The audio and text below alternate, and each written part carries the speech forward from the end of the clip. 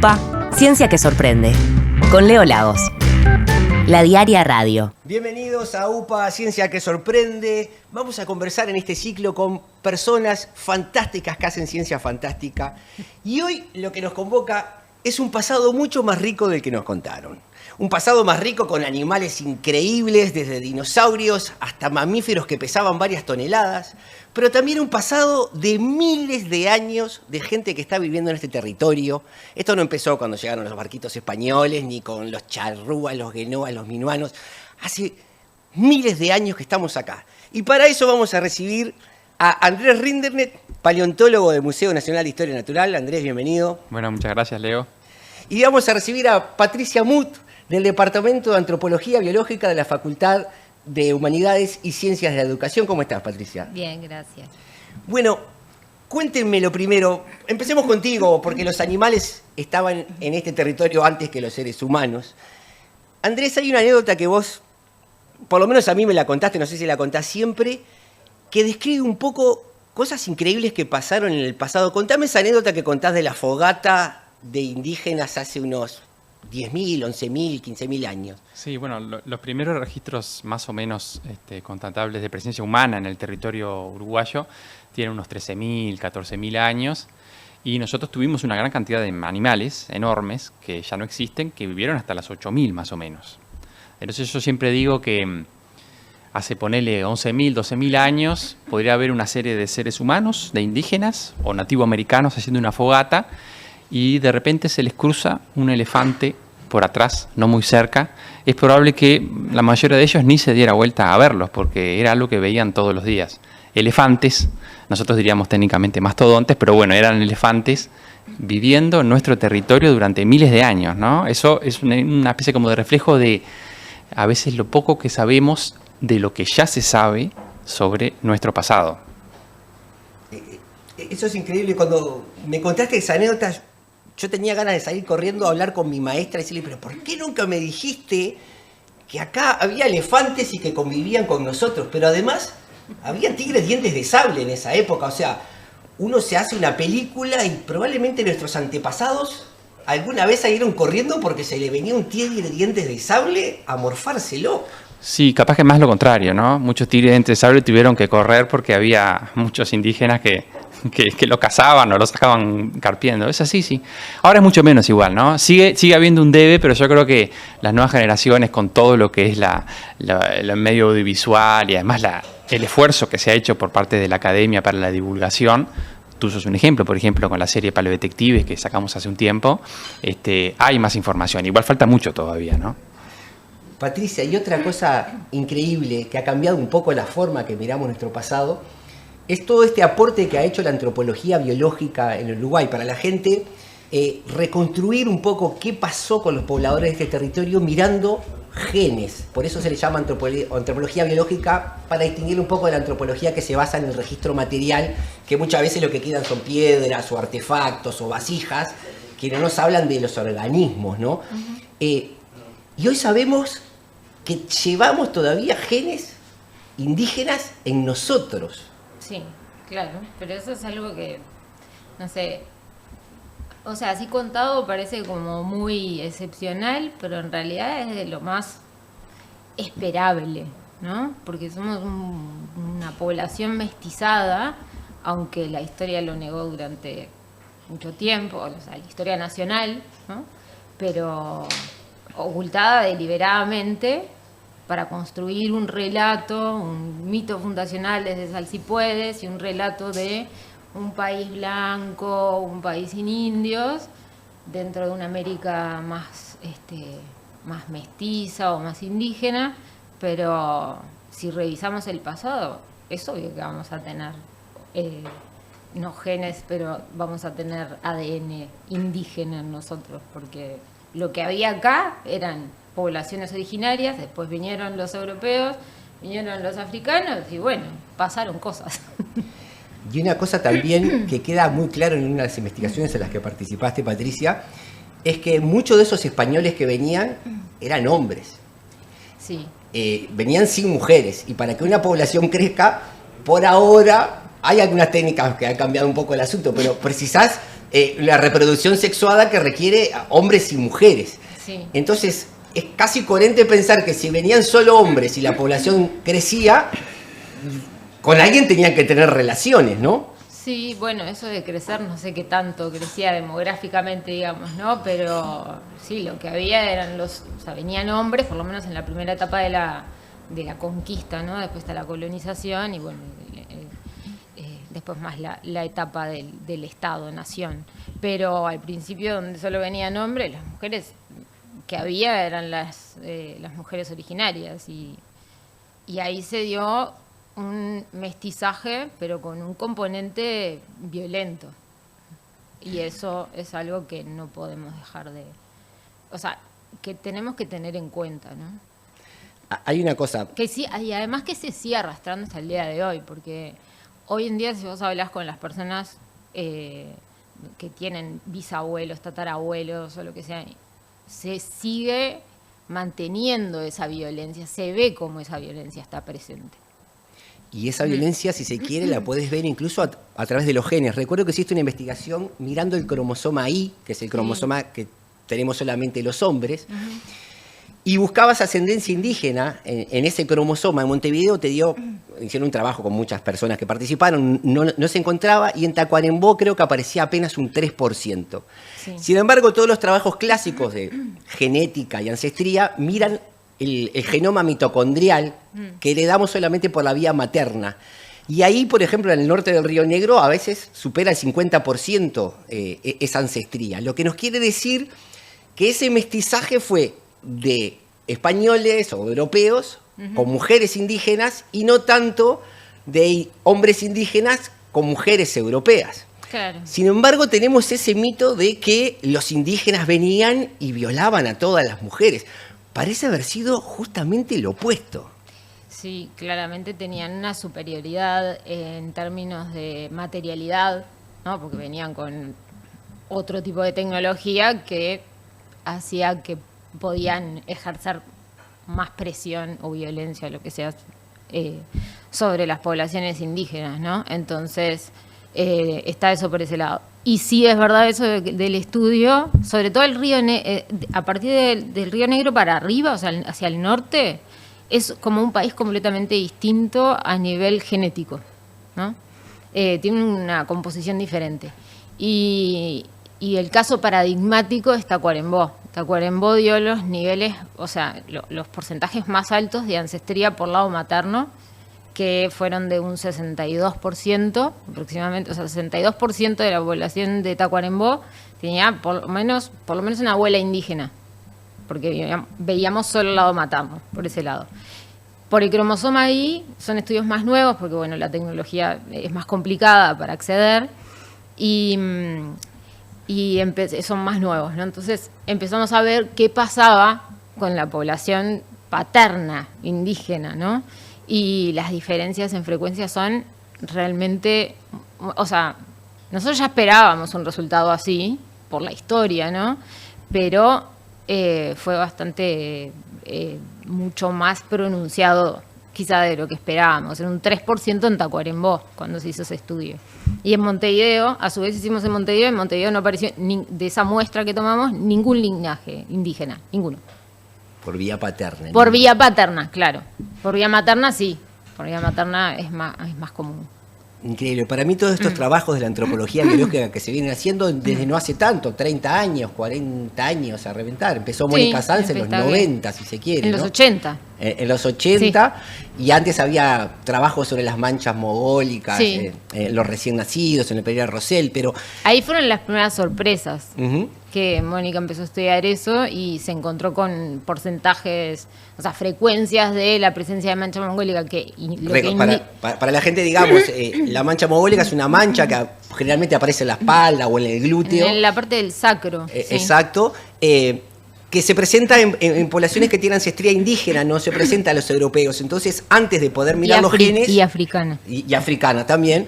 antes de poder mirar los genes, cuando mirabas un recién nacido, si tenía esa mancha, algo te estaba diciendo de dónde venía. Exacto. Pero te decía, para mí esa sorpresa, esa desayunar que hicimos todos los uruguayos y uruguayas con esa ancestría indígena, a mí me hace acordar a la sorpresa de los europeos cuando vieron que los neandertales también estaban vivos, si se quiere, en sus genes. Y los neandertales y los europeos tienen una diferencia de miles de años. Si ahí se daba eso, ¿cómo no se va a dar acá que estamos hablando de, a lo sumo, 15.000 años y de un mestizaje que empezó hace unos 500? Menos. Sí, era. Lo que pasa que esa sorpresa también habla sobre qué tanto permeó, ¿no?, la idea construida del país blanco, ¿no? Porque si no, ¿por qué te toma tan de sorpresa, no? Sí, claro. Entonces, eso habla de qué, o sea, qué tan bien construido, digamos, de alguna forma, estuvo ese mito y está hasta el día de hoy. Porque hasta el día de hoy la gente lo sigue pensando o sigue hablando como somos todos descendientes de los orcos. O sea, tenemos algunas declaraciones bastante recientes sobre eso, ¿no? Sí, bueno, por eso decimos que es un pasado más rico del que nos contaron, ¿no? Y acá lo que sí, estaba claro, muy bien contado, claro. Un pasado que no es el que fue. No, definitivamente. Te dejo un ratito, Patricia, voy hasta el otro lado de la mesa, que está muy lejos, y retomemos ese estudio de los animales que vivieron acá. Vos, Andrés, te has dedicado más que nada a la megafauna, que son mamíferos grandes por lo general. Has sacado trabajos sobre los tigres dientes de sable, los tigres dientes de cimitarra hace poco. También has estudiado aves, teníamos rapaces que eran, si extendían las alas, eran más grandes que un cóndor probablemente. ¿Qué es lo que más te ha sorprendido de ese pasado fósil que has venido investigando, Andrés? No sé si sorprendido porque yo empecé siendo muy niño, ¿no? O sea, tenía 11 años cuando encontré más o menos mis primeros fósiles. Lo que a mí más me llama la atención es que cuando empecé con el tema de los fósiles, no, pensé que era algo imposible, es encontrar especies nuevas o géneros nuevos. Yo incluso me pasó hace unos años que describí una nueva familia de mamíferos, que pensé que era algo que no, como que ya no se hacía, que no existía hacer familias nuevas de mamíferos, pero eso es una de las cosas más más sorprendentes que estás viendo. No te voy a decir el animal porque lo que estás viendo son los restos, pero a veces te pasa que te das cuenta que tenés algo nuevo en el momento en que lo encontraste. Vos estás ahí en un barranco, en un pedregal, y encontrás una cosa. Me pasó con este cóndor, que no era un cóndor, en realidad un buitre de cabeza roja que tenía el tamaño de un cóndor, que publicamos junto con Washington Jóvenes y gente de facultad y de Argentina, que es un pedacito de hueso que yo lo vi y dije, esto es nuevo. O sea, es claramente por lo menos es una especie que nunca nadie publicó, que nunca nadie vio. Eso es una cosa que no sé, como que a veces me deja como, todavía después de tantos años, me deja un poco de boca abierta, ¿no? Citando a un escritor argentino, ahora pensando en lo que decía Patricia del pasado, es increíble la cantidad de animales que pasaron sin hacerse pasado, ¿no? Es una lástima eso, no sé, cuando vos encontrás una especie nueva, una especie, o sea, un animal, todo un linaje del pasado, hacés que sea pasado, o sea, que se transforme en pasado, ¿no? Eso es una cosa que es realmente... hay un amigo de facultad del museo que me decía, bueno, pero a veces los trabajos con paleontología son un poco frustrantes porque uno solo ve unos huesitos nada más, y él trabaja con mamíferos que puede verlos todos, ¿no? Filmarlos, hacerles estudios genéticos, todo. Pero yo le decía, bueno, pero vos nunca te va a pasar, si estudias animales actuales en Uruguay, encontrar un buitre de cabeza roja del tamaño de un cóndor o un animal totalmente nuevo para la ciencia que tenga el tamaño de un elefante. Entonces, esos son un poco las compensaciones que a veces te da la paleontología. Bueno, y el conocimiento genera pasado, ¿no? Y genera, para mí la ciencia es una narración del mundo que nos rodea, y ustedes con sus investigaciones van aportando piezas a esa narración que a veces desbancan narraciones que teníamos que no estaban basadas en ciencia, digamos, y a veces expanden los límites de la narración que teníamos, ¿no? Les pregunto, porque a veces está muy en cuestión, ¿para qué sirve la ciencia, no? O cuál es el valor que le aporta la ciencia a un país. ¿La ciencia vale solo para aumentar el Producto Bruto Interno? ¿O la ciencia también es una linterna que arroja luz en esa dimensión cultural que tenemos? ¿Cuál es la importancia de estudiar el pasado, Patricia? Es poder reevaluar. Tenemos que todo el tiempo estar reevaluando las cosas, es lo que la ciencia hace, ¿no? Porque en la ciencia también es si vos pensás en la ciencia hace, no sé, 200 años, no es lo mismo que ahora. Entonces, ¿qué lleva eso? Eso lleva a repensar, reevaluar a la luz de nuevos datos también. Entonces, tenemos que seguir haciendo eso para no estancarnos y seguir pensando siempre lo mismo. Un poco. Y no, lo del Producto Interno me parece que hay investigaciones que están detrás de las investigaciones que generan quizás productividad, que a algunos gobiernos les puede llegar a interesar más, poner plata ahí, pero lo que está detrás es la investigación básica y eso hay que tenerlo bien claro. Y para vos, Andrés, ¿cuál es la importancia de estudiar el pasado? Y bueno, que mejora la calidad de vida de la gente, porque es una tristeza estar en un país que tiene una historia tan rica desde todo punto de vista y no conocerlo o no tener mucha idea. El conocimiento es cultura y la cultura mejora la calidad de vida de las personas, ¿no? El caso de Patricia es mucho más fácil de explicar con el tema de las manchas mongólicas y de todo eso, ¿no? A veces el pasado influye directamente en el hoy, en el presente, ¿no? Yo qué sé, a mí me cambió la vida, la ciencia me cambió la vida, el tema de la paleontología, y uno no necesita ser científico o científica y dedicarse a eso para que le mejore la vida, ¿no? O sea... Bueno, sí, los dos han mejorado. Mi vida en particular, me he fascinado con las investigaciones que hacen. Y supongo que a buena parte de los lectores y las lectoras de La Diaria también les interesa saber que ese pasado indígena, ese poblamiento temprano de nuestro territorio, es un libro mucho más grueso, con muchas más páginas del que pensamos o que habitualmente estamos acostumbrados a encontrar. Y ni qué decirle la biodiversidad, o sea, es imposible apreciar la diversidad presente, ¿no? Pájaros, insectos, lo que sea, y no maravillarse también con una biodiversidad que hubo en el pasado, porque aparte eso nos recuerda que lo que hoy damos por sentado mañana puede no estar. Todos esos animales que vos encontrás, Andrés, fosilizados en un barranco, en un momento andaban viviendo y pensaron que iban a estar en este planeta para siempre, ¿o no? Sí, depende de dónde ponga vos la lupa. Todo desaparece, todo cambia, el nivel del mar sube, baja, la temperatura aumenta, disminuye, ¿no? Y bueno, eso también te permite verlo con otra perspectiva. Bien, ahora quiero que miren a cada uno a su cámara respectiva. Por ejemplo, Patricia, ¿qué le dirías a un niño o una niña sobre este pasado mucho más rico de ancestría indígena, sobre todo vista por la antropología biológica, que te hubiera gustado que te dijeran a vos desde chica? Qué difícil. Primero, sobre lo que estabas hablando, es como que la ciencia... Tengo que mirar la cámara, ¿no? La ciencia lo que hace más que... O sea, te invita a pensar, te enseña a pensar también de alguna manera. Y sobre el pasado indígena, que no es pasado, sino que es actual. O sea, lo indígena no es solamente pasado, está entre nosotros. Hay gente que se reconoce como indígena, o como descendiente de indígena. Entonces, yo cuando estudié era lo indígena es algo remoto, que bueno, que andaban y ya no estaban más, pero era algo que era del pasado solamente. Pero no es así, no es así, para nada. Lo indígena es algo que vive en nosotros, que está vivo. Hay una frase de Faulkner que dice: el pasado no ha muerto, sí, ni siquiera ha pasado. Sí. ¿No? Está bien para eso. Uh-huh.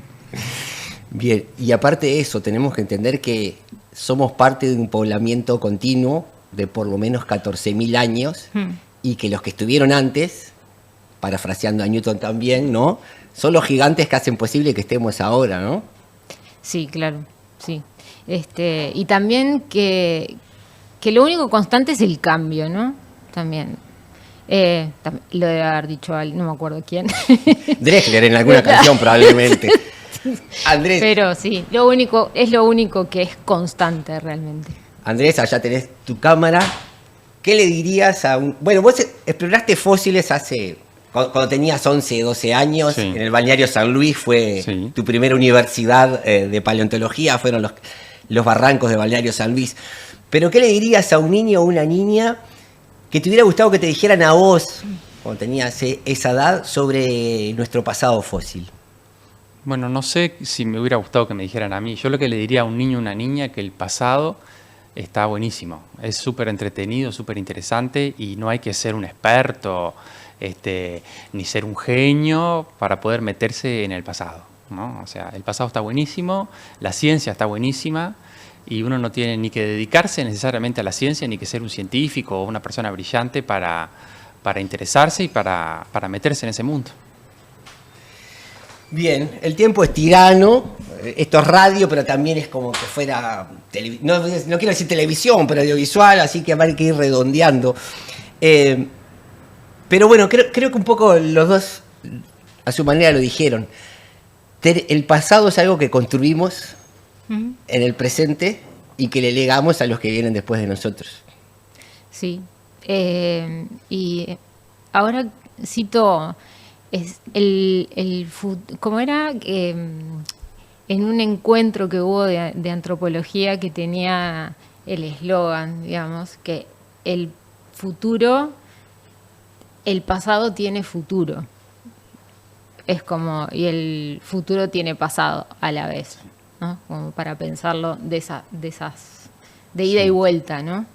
Como que nosotros construimos un pasado que no conocíamos y a su vez el pasado está ahí para que venga el presente y lo conozcamos desde la paleontología, desde la antropología, desde muchas disciplinas. Y como decía Andrés, es como el ser científico de profesión no implica que tengas que ser científico de profesión para hacer ciencia. De hecho, la ciencia ahora estamos en un mundo muy cruel donde se rige por la publicación de artículos científicos y antes la ciencia era construida desde otro lugar donde te daba más espacio, más pausa para pensar, para reevaluar, para investigar. Solamente Darwin se pasó, no sé, un montón de tiempo en un barco para ver cosas nuevas para después cambiar el mundo, ¿no? Entonces, bueno, un poco eso, ¿no? Que cualquiera puede ponerse en ese lugar de científico. Bien, yo les agradezco en nombre de toda la comunidad de La Diaria por la ciencia que hacen, porque sin duda la ciencia que ustedes hacen mirando el pasado enriquece nuestro presente. Así que la de ustedes es ciencia que sorprende, es ciencia que te da ganas de decir, ¡upa! Mirá este buitre del trueno, mirá este rastro de ancestría en el cromosoma Y que no se condice con los rastros de ancestría en el gen mitocondrial. Así que gracias por maravillarnos con el conocimiento y sigan alumbrándonos. Gracias a vos por hacer que esto llegue a la población general también, ¿no? Porque eso es muy importante. Gracias, Bien. Leo. Nos vemos en la próxima. Seguimos haciendo ciencia que sorprende.